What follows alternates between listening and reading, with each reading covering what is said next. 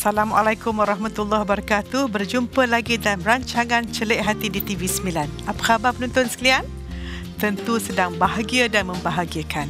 Topik kita hari ini, kerja penting ikhlas. Kita ingat ya, kerja itu penting, tetapi penting untuk ikhlas dalam pekerjaan itu.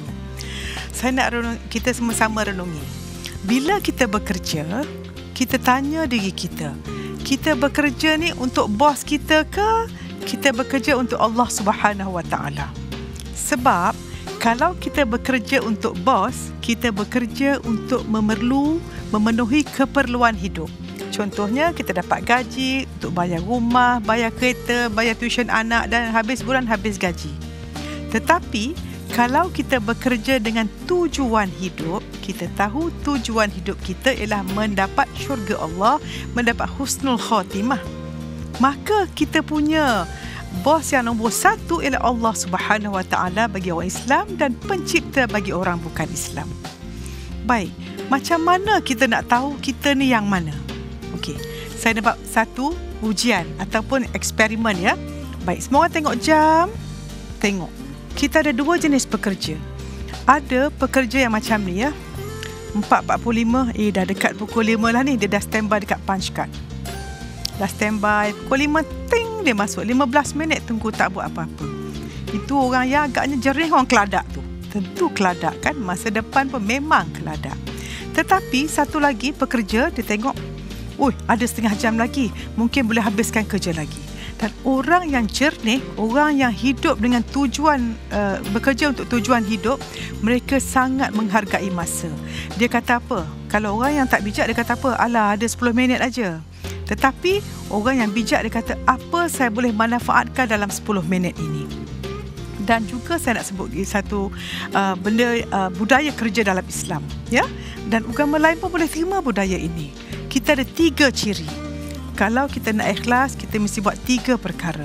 Yang pertama, segala pekerjaan kita itu mestilah ada sifat ubudiyah, kehambaan, menghambakan diri kepada Allah Subhanahu Wa Taala. Maknanya dalam kita melakukan kerja, kita tidak boleh tinggal ibadah khusus. Kita tidak boleh tinggal solat kita. Kita tidak boleh buka aurat kita. Kita tidak boleh tidak menjaga pergaulan kita. Ubudiyah kepada Allah. Yang kedua, mas'uliyah atau bertanggungjawab. Berapa orang kalau kita di pejabat, kalau salah apa-apa, bukan saya punya kerja, dia punya kerja. Budaya menyalahkan, ini melemahkan. Dan yang ketiga, itqan ataupun sebaik mungkin. Perhatikan, seorang pekerja bila dia ada buat sesuatu kehambaan, kerana kehambaan pada Allah. Yang kedua, dia mengambil tanggungjawab. Dan yang ketiga, dia buat sebaik mungkin. Tentu sekali kualiti akan baik. Dan bila kualiti akan baik, senang tak atau ada tertekan kita kita ini. So kita lihat video ini dan sama-sama mengambil inspirasi.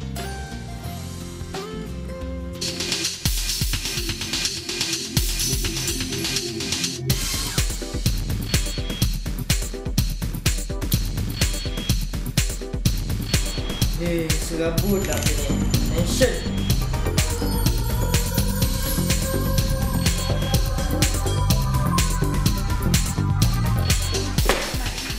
Ni bila nak siap proposal ni? Deadline bila? Nantilah kak. Saya ada banyak kerja ni. Tak nampak ke? Serabut lah. Habis tu banyak kerja ni siapa nak buat ni? Siapa nak buat ni? Kau buat sendirilah kak. Habis tu kalau kau yang buat, kau dah bagi gaji untuk apa? Saya rasa itu banyak berlaku di pejabat-pejabat kita, di mana kedua-duanya tertekan. Yang beri fail pun mungkin ditekan oleh bos yang atas dia. Dia bos yang lelaki tu, yang atas dia bos lagi, bos lagi, bos lagi. Sebab kita ada budaya suka nak ambil hati bos saja. Kan kita ada deadline. Dan bila kita seorang yang tidak bekerja dengan cepat dan tangkas dan cekap, tentu kita akan tertinggal. Saya nak tanya kita para pekerja sekalian. Bila kita pergi bekerja, dan kita mesti refleksi diri kita. Kita buat refleksi diri, tengok kita bekerja ni, bila kita bekerja adakah kita sibuk aktiviti tanpa pencapaian. Sebab itu kalau kita nak tahu di mana kita berada, cuba kita lihat. kita balik kerja, kita buat jurnal kerja. Maknanya kita lihat daripada 9 hingga pukul 5, apakah pencapaian kita. Percayalah, memang kalau kita budaya kerja tak betul, kita ada 2 jenis budaya. Satu, buat kerja sesedikit mungkin, dapat gaji sebanyak mungkin. Ya, tapi sepatutnya orang yang bijak, organisasi yang bagus, perlu ada apa yang dikatakan budaya di mana mereka buat lebih daripada yang patut. Saya nak tanya, kita refleksi diri. Ada tak orang mati kerana kuat kerja atau mati kerana kuat makan? Yang mana? Tentu sekali kerana kuat makan. Sebab kalau kita buat kerja banyak, kita beri manfaat ke tak ada manfaat? Dan kita tahu kehidupan kita, kualiti kehidupan kita akan meningkat kalau kita banyak memberi. Kerana kita tahu undang-undang kompensasi, jika kita dibayar gaji 2,000 dan bekerja hanya setakat 1,000, yang 1,000 kita dapat akan diambil balik. Anak sakitlah, kereta aksiden, resi tak berkat. Tetapi kalau gaji 2,000, bekerja seolah-olah gaji 3,000, insya-Allah kita akan dapat 3,000 itu bukan dengan duit saja, tapi dengan keselamatan dan juga kebahagiaan.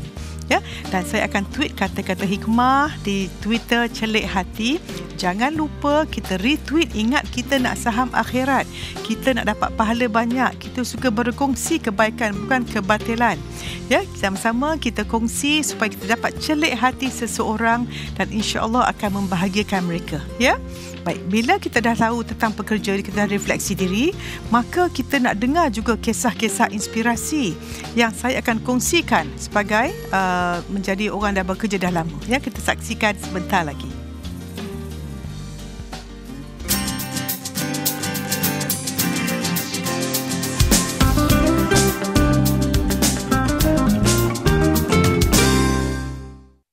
Lebih celik hati selepas ini.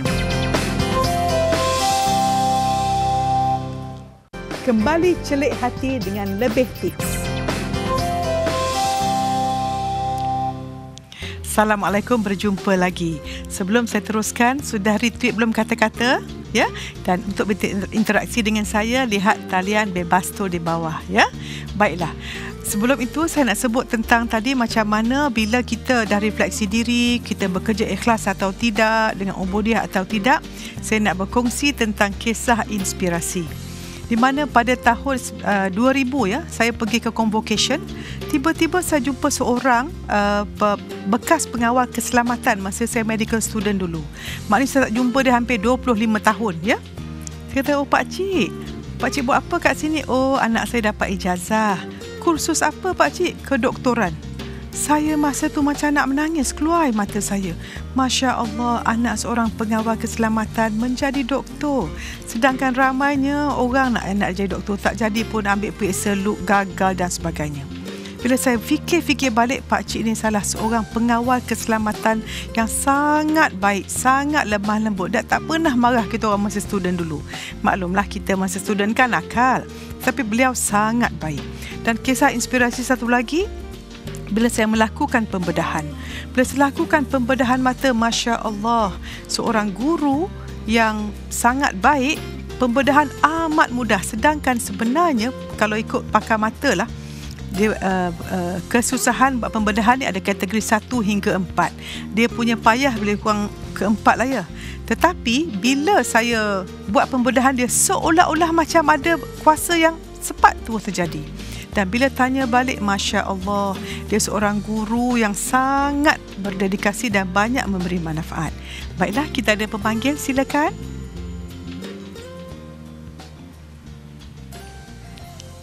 Silakan pemanggil. Okay. Assalamualaikum Prof. Assalamualaikum Arisa.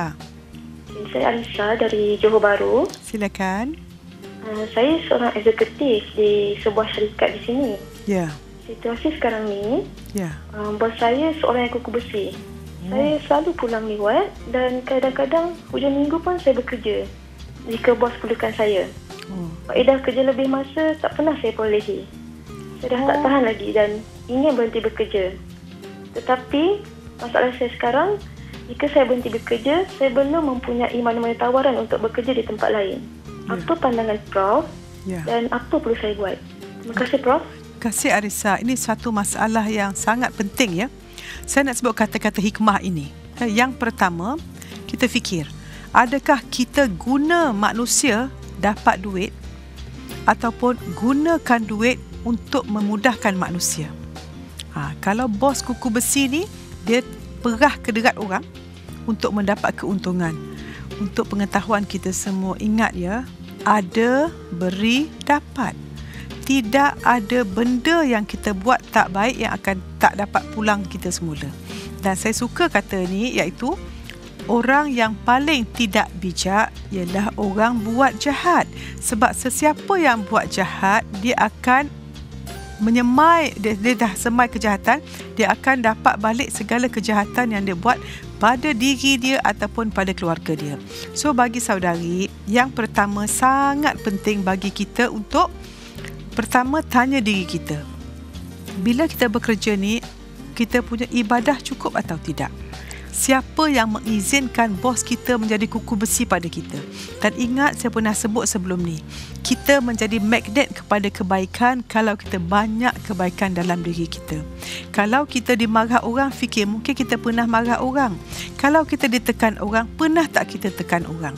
Memang di tempat kerja kita tak tekan orang, mungkin pangkat kita belum tinggi lagi. Tapi kita di rumah macam mana? Dengan adik-beradik macam mana? Dan kalau kita ada pembantu rumah, macam mana? Ya, jadi saya nak ajar nanti sekejap lagi pada sesi transformasi diri, saya akan buat satu demonstrasi macam mana nak hilangkan tekanan. Tetapi bagi saudari, yang pertama sangatlah penting untuk saudari banyakkan berdoa dan cuba berkomunikasi dengan efektif kepada bos. Cuba letak sesuatu atas kertas. Bos, saya buat kerja daripada sini ke sini pada weekend, ni jam sekian. Boleh tak agaknya bos? Mana boleh tak kita jangan label terus kuku besi. Sebab setiap emosi negatif, sangkaan negatif yang kita fikir, di emosi kita akan sampai kepada bos kita. Dan bila kita selalu sangka buruk pada orang dan label orang itu aura itu akan sampai kepada dia. Dan tentu ada kebaikan dalam bos kita.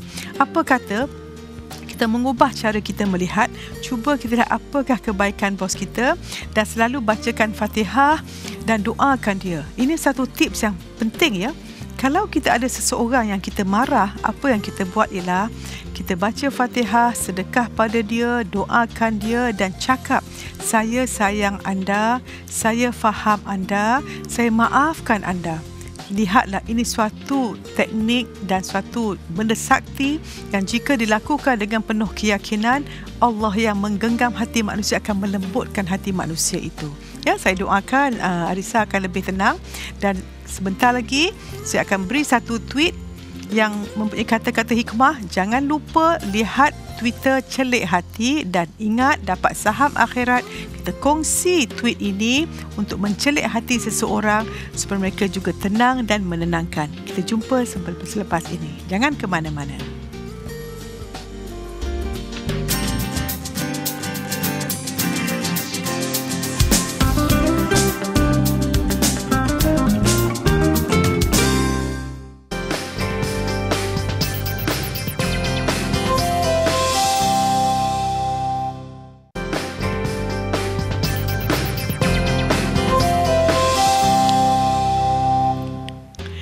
Assalamualaikum, berjumpa lagi di blog terakhir. Kita akan melakukan transformasi diri. Tapi sebelum tu saya nak kongsi yang saya sebut tadi, macam mana mengatasi tekanan. Saya nak buat satu teknik ya. Perhatikan saya pegang pen. Okey. Saya akan tanya, kita sama-sama yang menonton pegang pen. Okey, ambil pen apa-apa dekat tangan kita pegang dengan kemas. Kemudian saya akan tanya soalan dan jawab. Baik. Cuba kita tekan kuat-kuat. Sakit kan? Saya akan tanya. Anda sakit tak? Sakit. Bila anda pegang, sakit. Anda nak lepaskan tak pen ni? Tak, kalau boleh. Baik, anda nak lepaskan? Bila nak lepaskan? Sekarang. Cuba lepas. Leganya. Macam itulah kita bila kita pegang pada sesuatu dalam emosi kita, benda yang dah lama, dah zaman tok kaduk orang kata tu, duk sakit hati, dendam lagi tu, stres tu, masa bekerja dengan rakan sepejabat dan sebagainya, dengan bos, dengan sesiapa pun, kita akan sakit hati dan tertekan. Tetapi bila kita lepaskan, lupakan yang lalu, maafkan semua orang, tentu kita akan tenang. Betul tak? Apa kata kita sebagai pekerja sekalian, kita fikirkan apa manfaat kita beri. Kita kerja untuk cita-cita ataupun untuk mana. Bila kita bekerja, kita fikir, apa saya dapat ke? Apa saya boleh beri? Bila kita tukar soalan kepada apa kita boleh beri, kita akan jadi kreatif, kita akan jadi rajin sebab kita ada tujuan hidup. Sebab itu untuk transformasi diri ini, saya nak kita semua lakukan, dipanggil peta kerjaya kita. Cuba bayangkan di mana kita nak berada 1 tahun, 3 tahun, 5 tahun, dan daripada apa yang kita nak jadi 5 tahun akan datang, kita ghostan. Tengok apa yang kita nak lakukan untuk mencapai arah itu. Selalunya orang yang tidak ada fokus, dia tak tahu nak jalani hidup dia macam mana. Dan bayangkan kita main bola, tak tahu gol kat mana. Main kat bola tak sampai tujuan. Sebab itu, untuk kita ikhlas dalam kerja kita, kita mesti ingat siapakah kita punya bos yang nombor 1. Ingat dia, kita orang Islam kan, dalam solat kita kata Allahu Akbar, Tuhan Maha Besar. Tetapi luar solat, bos Maha Besar. Jangan sekali-kali. Sebab ingat, walau apa pun kita masih hamba Allah. Sebab itu kalau kita amalkan ya, apa yang saya kata tadi, sifat ubudiyah, mas'uliyah, itqan, dan tentukan bahawa apa yang kita buat tu memberi manfaat. Dan kalau boleh, kita dalam satu organisasi yang kepada semua ketua jabatan atau pekerja, amalkan 3 perkara. Yang pertama, lakukan transformasi diri, integriti yang tinggi, mesti jujur. Yang kedua, layan orang lebih baik daripada kita nak dilayan. Dan yang ketiga, buat lebih daripada yang patut. Sangat penting untuk kita buat lebih. Saya dah sebut tadi, tak ada orang mati kerana kuat kerja, tapi orang kerana kuat makan. Dan kalau boleh, kita siapkan di pejabat kita ya, satu mangkuk. Siapa kata tak boleh, susah, payah, menyampah, mengumpat, semua apa kita buat? Kita denda, masukkan duit RM1 dalam tabung. Dengan melakukan ini, sebenarnya kita melakukan transformasi, sebab kita akan lihat betapa banyaknya duit dalam mangkuk itu. Kita tahu betapa negatif, betapa keladaknya aura di pejabat itu. So lama-lama kita ada indikator dan kita menjadi orang memerhati diri, dan kita ada journal sendiri, kita sentiasa memerhati diri, dan lama kelamaan duit dalam tabung tu pun kurang. Orang semua akan jadi positif. Dan ingat, manusia dipengaruhi dan mempengaruhi. Kalau boleh, kita sebagai bekerja, kita kerja itu penting ikhlas. Kalau semua orang ikhlas, insya-Allah malaikat bersama, keberkatan bersama, kuranglah berlaku perkara yang tidak baik ya. So saya nak sebut lagi, kita sebagai pekerja ya, saya lupa nak sebut ni tentang wanita dan laki-laki.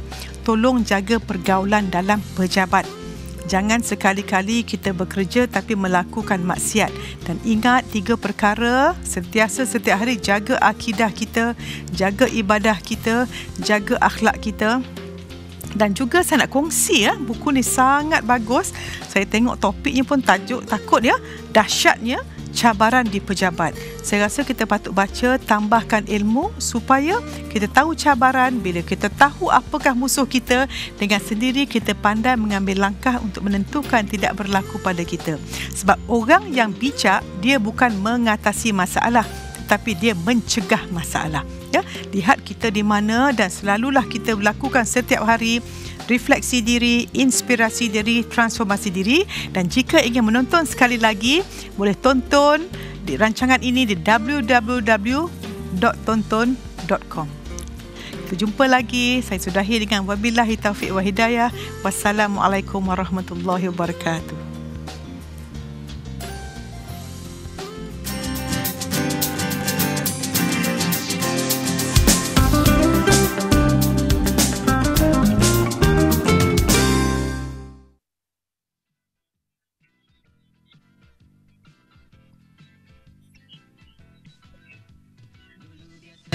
Tapi ini kena cepat. Bangun mesti awal, tak ada masa nak berhayal. Masuk bilik mandi capat, tuala berus gigi, siram serba ringkas, semua kerja mesti pantas. Pakai apa saja yang tercapai oleh tangan. Di hadapan cermin jangan lagi nak berangan. Bersolek ala kadar, asal kemas boleh saja.